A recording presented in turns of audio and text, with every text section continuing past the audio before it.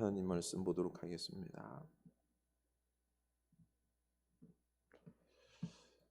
사무엘하입니다. 20장 14절에서 19절입니다. 사무엘하 20장 14절에서 19절입니다. 사무엘하 20장 14절에서 19절입니다. 우리 다 같이 한 목소리로 읽겠습니다. 세바가 이스라엘 모든 지파 가운데 두루 다녀서 아벨과 멤마아가와 베림 온 땅에 이르니 그 무리도 다 모여 그를 따르더라.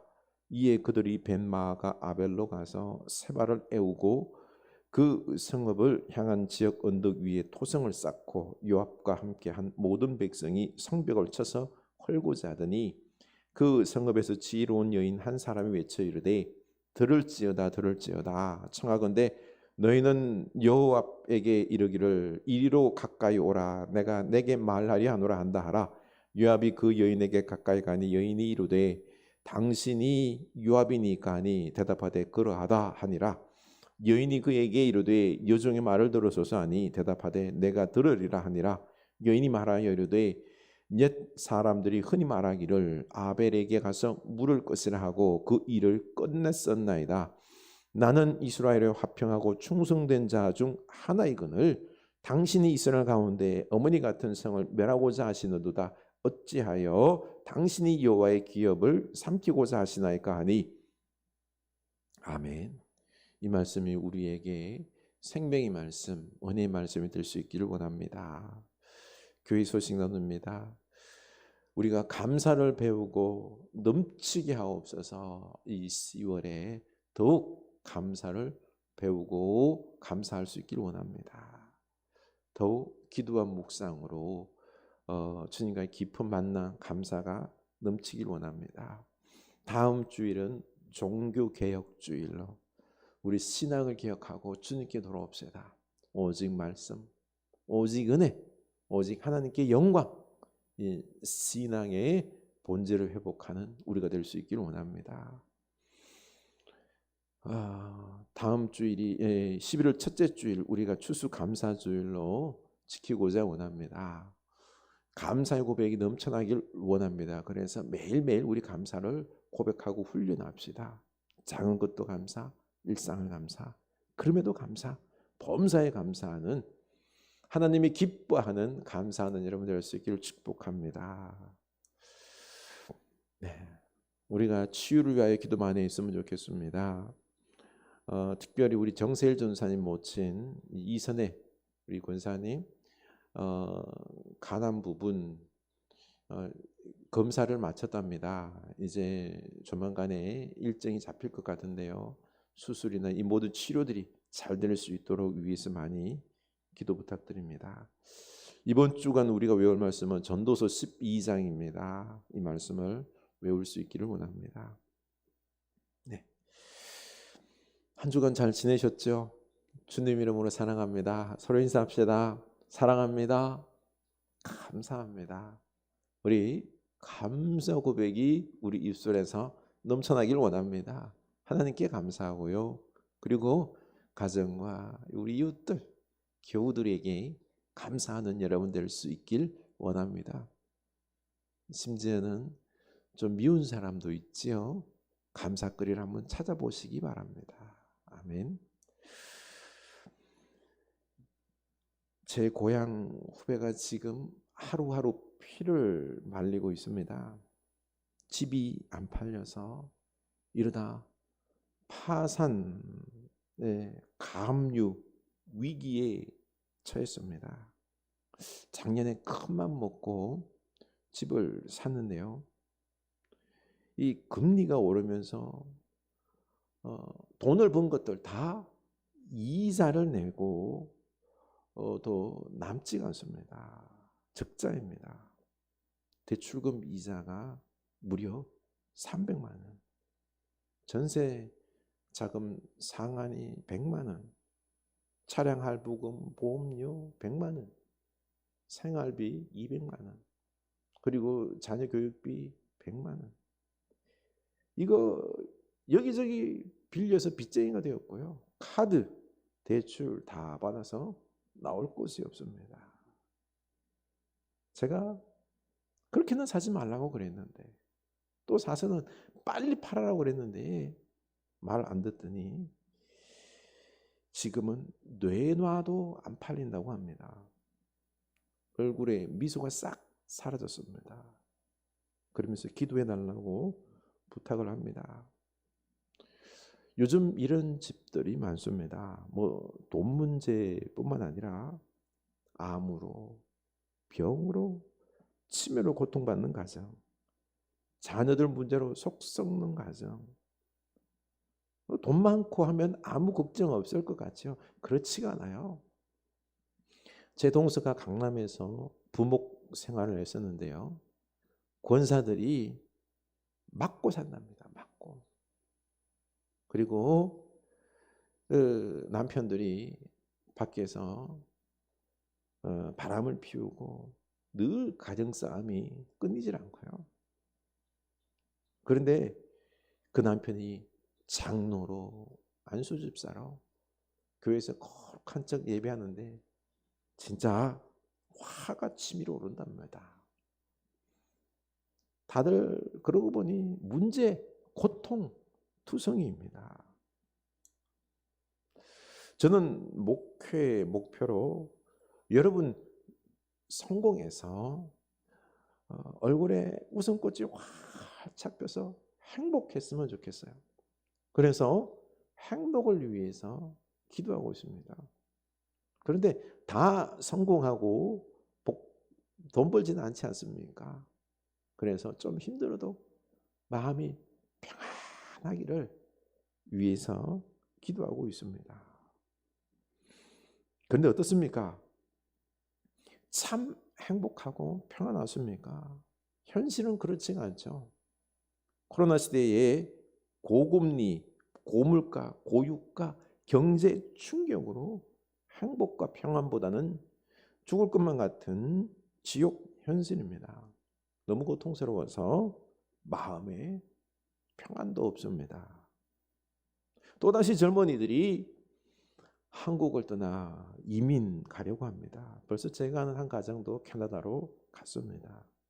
이번 경제 파도, 그리고 부동산, 주식, 가상화폐 이 투기에서 돈을 왕창 잃은 사람들 대부분이 젊은 사람들입니다.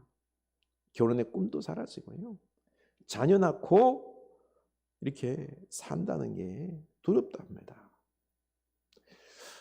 제 친한 목사 아들이 직장에 들어가서 이제 인턴 과정을 다 마치고 정직원 임명을 앞두고는 그만뒀답니다. 세상에. 연봉 4천만 원 적지 않잖아요. 그런데 그 선배들이 하는 거 보니 아무리 일해도 결혼해도 집을 마련 못할 것 같은 그런 참 지옥과 같은 삶을 살더라는 거죠. 미래의 비전이 없었던 것입니다. 비전이 안 보이는 거죠. 그래서 퇴사한 것입니다. 사실 이러한 때에 교회가 비전을 보여줘야 되죠. 예수 믿으면은 이 코로나와 이 어려운 경제 풍랑의 삼각 파도 속에서 승리할 수 있다라는 비전을 보여줘야 합니다. 그런데 전도하러 가면은 사랑교회 정강원 목사가 500억 받고 하나님의 축복이라고 자랑질을 하는데 그게 목사예요. 그리고 또 목사들이 세습하고 사회 문제 일으키고 돈만 밝히는 목사 교회라고 하면서 거절합니다. 거절. 전도가 안 됩니다. 특히 젊은이들과 고통 중에 있는 분들에게 교회가 빛을 길을 보여줘야 되는데 안타깝습니다. 포스트 이 코로나 시대에 패러다임의 변화와 경제 지각 변동으로 심각하게 고통당하는 분들이 많습니다. 뭐 하루아침에 다 잃고 충격이 빠지는 경우가 있습니다. 어떻게 신앙으로 견딜 수 있을까요? 지난주일에 저는 모든 것에 감사하는 태도를 가지면은 긍정과 소망을 가지고 어떤 어려움도 넉넉하게 이길 수 있다라고 말씀을 드렸습니다. 그런데 주중에 제가 생각지도 못하게 큰 문제가 하나 터졌어요. 감사보다는요, 충격에 어질어질하더군요. 기도할 수밖에 없었습니다. 기도하면서 하나님의 뜻 가운데 속에서 선하게 이루어질 줄로 믿고 감사하며 기도했더니 그제서 제 마음에 평안이 찾아왔습니다. 우리 감사하며 기도할 수 있기 원합니다. 그러면서 지금 우리 성도님들께서 극심한 경제난과 노년에 닥친 질병, 암 등으로 어질어질 가운데 겨우겨우 견디고 있는데 그 마음이 10분 이해가 왔습니다. 얼마나 힘드세요. 우리 김성철 할아버지께서 이 양쪽 두 고관절이 나가셔서 일어서지도 못하고 움직이지도 못하고 누워 계시는데요. 얼마나 답답했을까요? 권사님은 옆에서요, 대소변 다 갈아내시며 돌보셔야 합니다. 행복과 평안이 있을까요? 답답했을 겁니다. 봤더니 할아버지께서 기가 다 꺾였습니다. 우리의 노년도 저렇게 치매로 골절로 누워 있을까? 사실 걱정이지 않습니까? 빅터 프랑클의 죽음의 수용소라는 책 속에서 해답을 찾았습니다. 빅터 프랑클은 나치 지옥과 같은 이 아우슈비츠 수용소에서 극한의 추위와 배고픔과 질병의 고통, 죽음이 일상인 생활 속에서 결국 승리하고 살아남아서 로고테라피, 바로 인간이 삶의 의미만 발견하면 어떤 어려움도 극복할 수 있다는 것을 깨닫고 이 로고테라피 치료법을 고안해냈습니다. 삶의 의미만 발견하면 죽을 것만 같은 고통도 견뎌내고 넉넉히 이겨낼 수 있다는 겁니다. 그러면서 프랭클은 젊은 세대들이 삶의 의미를 못 찾으면 미래가 없다라고 말을 하는데요. 이 무의미함에 마약에 손을 댄다든지 또 일자리를 잃게 되면 자신이 쓸모없는 인간이라고 자학하고, 그래서 이런 사회에는 집단적 신경증후군에 걸려서 인생이 허무하고 무의미하다 생각하면서 우울증이나 공격성이나 약물 중독에 빠지게 된다는 것입니다. 이제 우리나라도 마약 청정국이 아니잖아요. 오늘 우리 젊은이들이 이런 모습이 아닙니까? 의미를 못 찾다 보니 주된 관심은 쾌락에 빠져서 고통을 자꾸 잊고 피하려고 합니다. 이것이 아니라 삶의 의미를 찾아야 합니다. 그러면 행복하고 어떤 시련도 이겨낼 수 있습니다. 내 인생을 살아가고 싶은 삶의 의미를 어떻게 찾을 수 있을까요? 삶의 의미를. 로고테라피는 바로 자신 스스로 삶의 의미를 찾는다고 말합니다. 먼저 미래에 초점을 맞추고요. 이 세상의 삶 속에서, 현실 속에서 찾을 수 있는데 어려운 게 아닙니다.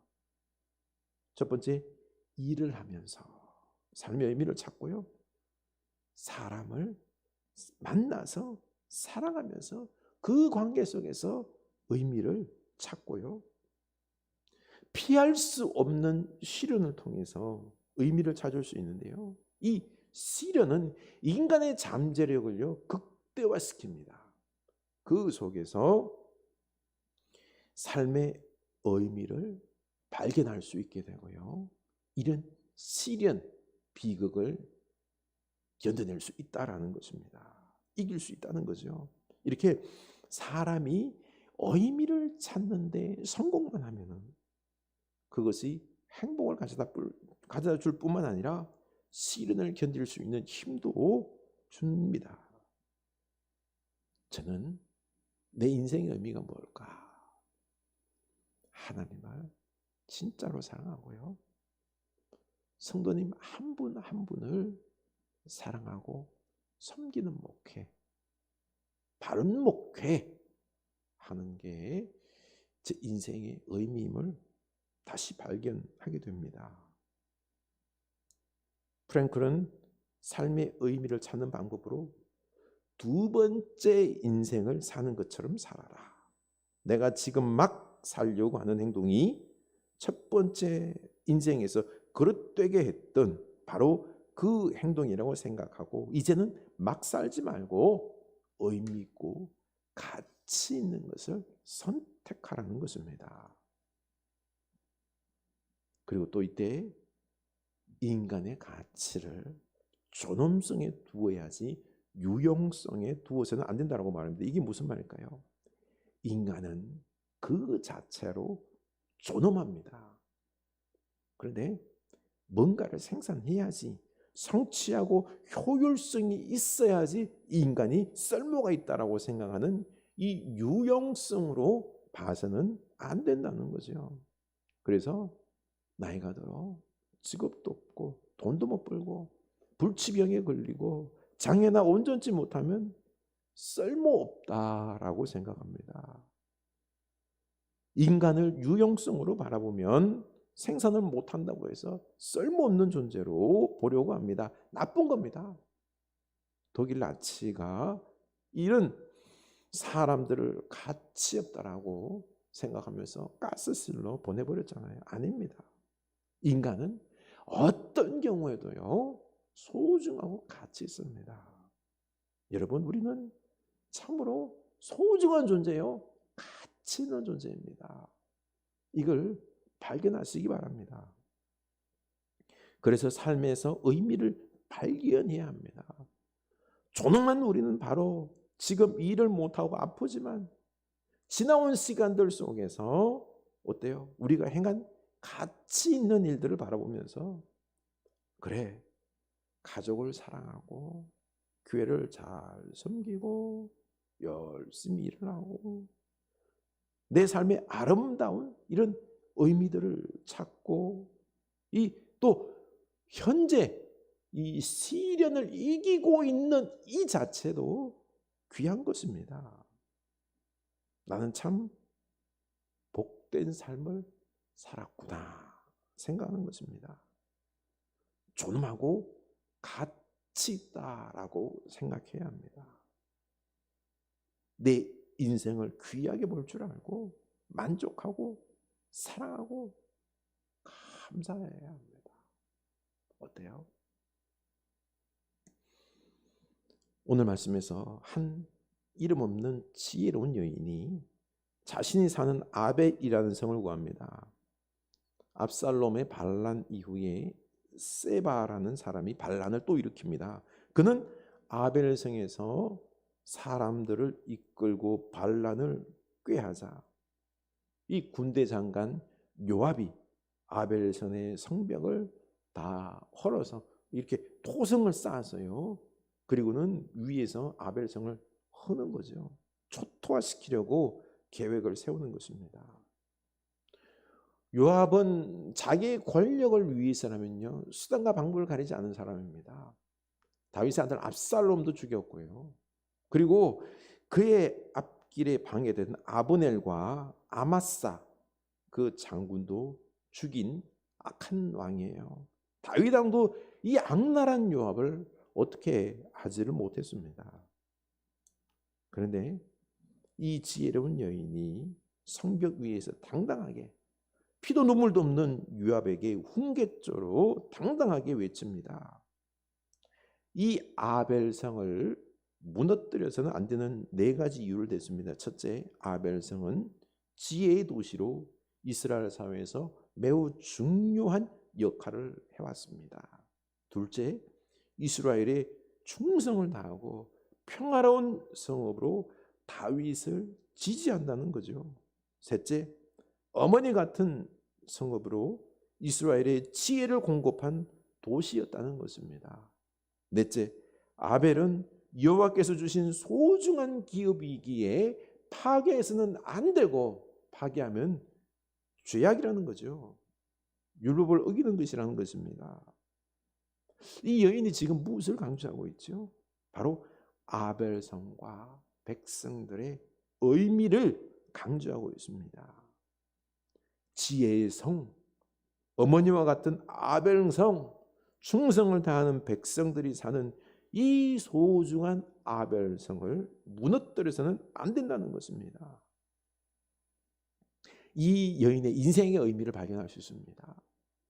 지혜롭게 사는 것입니다. 아벨성이 악랄한 요압 앞에서 반역자 세바가 숨어들어 전쟁으로 무너지기 일보 직전 이 위험한 상황에서 담대하게 이 여인은 지혜의 성의 축적된 이 의미를 강조하고 있습니다. 우리도 지금 상황이 최악으로 고통스러울지라도 우리들이 이 과거에 쌓아온 이 삶의 의미들을 바라보며 칭찬하고 우리가 존엄하고 존귀한 존재임을 알고 나아가는 것이 지혜입니다.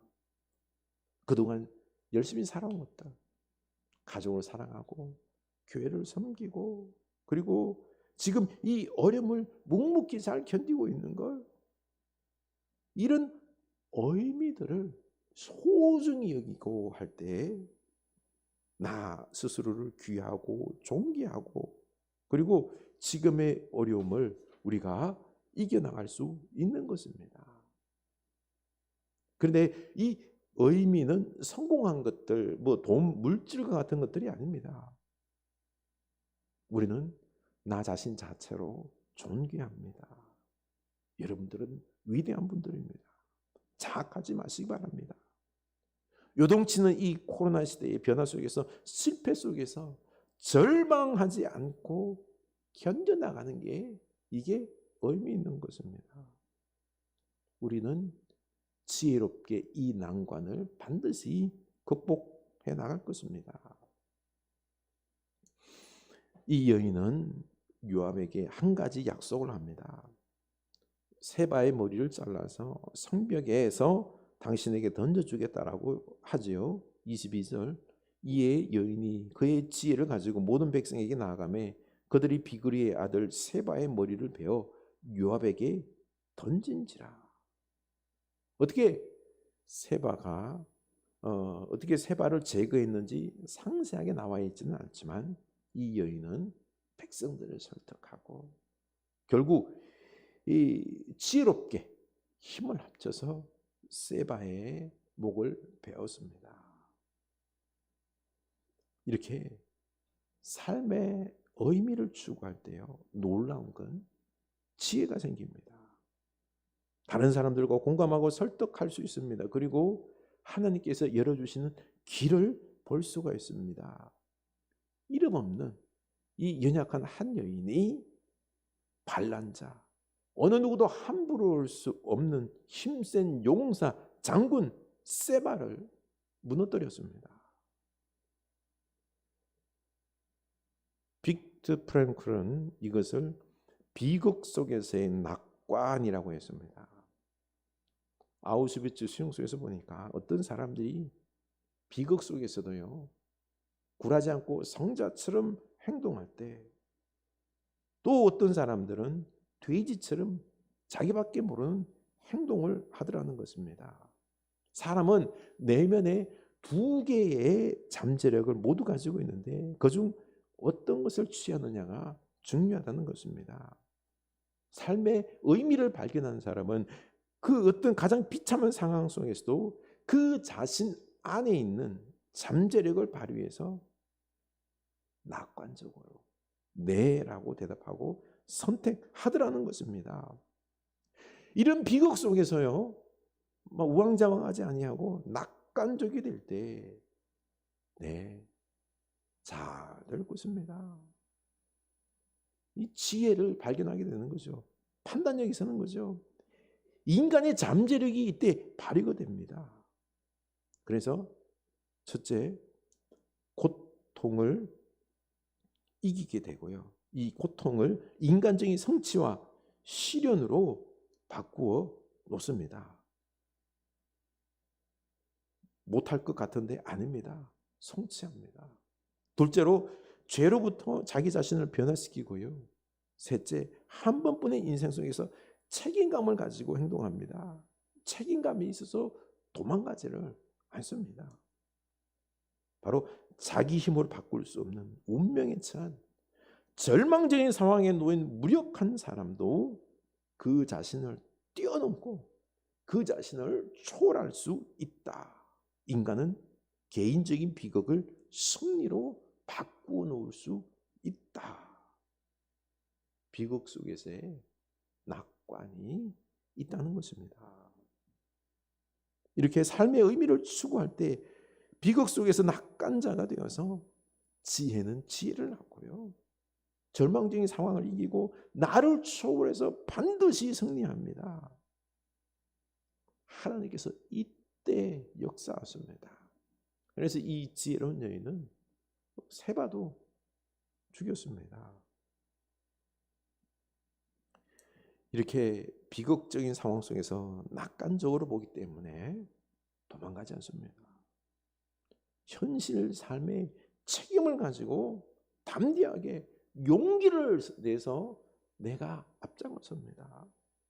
이 여인은 이 성의 책임자가 아닙니다. 이름도 없는 여인이지만은 이 아벨 성의 의미를 알기에 용기가 생기고 그 포악한 요압 앞에서 나가서 지혜롭게 변론하고 상황을 타개합니다. 그리고 그 반란자 용사 세바의 목을 던져주겠다라고 약속했고 대단한 용기죠, 그렇죠? 이렇게 아벨성을 구해냅니다. 삶의 의미를 발견하십시오. 우리는 하나님의 형상을 입은 존귀한 존재입니다. 너무나도 존귀한 존재입니다. 그러나 너무 잘하고 성공하려고는 하지 마십시오. 그죠? 내 삶의 의미를 찾아 일하면서 다른 사람을 사랑하면서 고난의 상황 속에서 내 인생의 의미, 로고스를 발견하시기 바랍니다. 빅터 프랭클이 아우슈비츠 수용소에서 인생의 의미를 발견하고 붙잡을 때 어떤 고통도 이겨내고 가스실에 들어가면서도요 아주 인간으로서의 품위를 잃지 않고 당당히 걸어가는 것을 발견했다고 합니다. 그러나 인생의 의미를 잃어버리는 순간 그 사람은 바로 자포자기하고 간수의 마음과 폭행에도 아랑곳하지 않고 포기하고 그냥 꿈쩍도 안 하고 그저 똥 묻은 거름더미 위에 벌러덩 누워서 그냥 멍하게 있더라는 겁니다. 그런 사람은 이틀 안에 다 죽는데 여지없이 죽더라는 것입니다. 우리도 하나님 안에서 의미를 발견할 때 암이나 질병이나 침상에서도 지독한 고난의 현장 속에서도 내가 아무것도 할 수 없는 상황 속에서도 겸손하고 당당할 수 있습니다. 절망하지 않습니다. 또 이를 지혜롭게 성취하고 그리고 기적의 역사를 맛볼 수 있습니다. 내 삶의 의미를 발견하면 작은 교회를 다니면서도 작은 목회를 하면서도 때론 실패하고 가난해도 질병의 고통 속에서도 당당하고 평안하고 의연할 수 있습니다. 그러면 삶이 낙관적으로 보입니다. 뒤로 물러서고 절망하고 도망가는 것이 아니라 책임감을 가지고 용기 있게 상황에 맞설 것입니다. 그리고 초월적인 능력을 발휘해서 이겨나갈 것입니다. 지혜롭게 우리는 반드시 승리할 것입니다. 우리 가정과 교회를 세울 것입니다. 하나님의 기적을 맛볼 것입니다. 인생의 의미를 발견하는 여러분 될 수 있기를 원합니다. 감사해 시험이 닥쳐올 때에 주께서 인도하시니 두려움 없네. 또 감사해 고통이 찾아올 때에 주께서 지켜주시니 승리하리라. 나의 모든 생활 속에서 주님이 함께 하시니 주님의 성령 나를 인도하시리. 시험이 나를 찾아올 때 주님 지켜주시리. 주님의 성령 나를 인도하시리. 감사해 시험이 닥쳐올 때에 주께서 인도하시니 두려움 없네. 또 감사해 고통이 찾아올 때에 주께서 지켜주시니 승리하리라. 나의 모든 생활 속에서 주님이 함께 하시니 주님의 성령 나를 인도하시리. 시험이 나를 찾아올 때 주님 지켜주시리. 주님의 성령 나를 인도하시리. 나의 모든 생활 속에서 주님이 함께 하시니 주님의 성령 나를 인도하시리. 시험이 나를 찾아올 때 주님 지켜주시리. 주님의 성령 나를 인도하시리. 주님의 성령 나를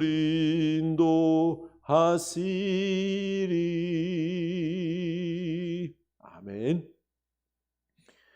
우리 내 인생의 의미를 발견할 수 있기를 원합니다. 주님은 우리와 늘 함께 하십니다. 하나님께서 주신 우리 인생의 의미들이 있습니다. 우리 이것 붙잡고 나아갑시다. 감사할 수 있습니다.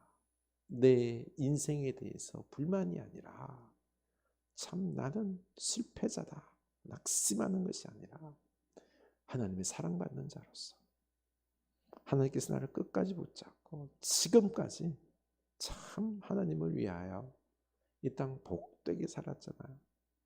그래, 수고했어. 우리는 또 나를 긍정하며 오늘 이 당한 어려움들도 능히 이겨낼 수 있습니다. 견딜 것입니다. 그리고 우리는 이 낙관 속에서 우리는 긍정 속에서 분명히 이겨낼 수 있습니다.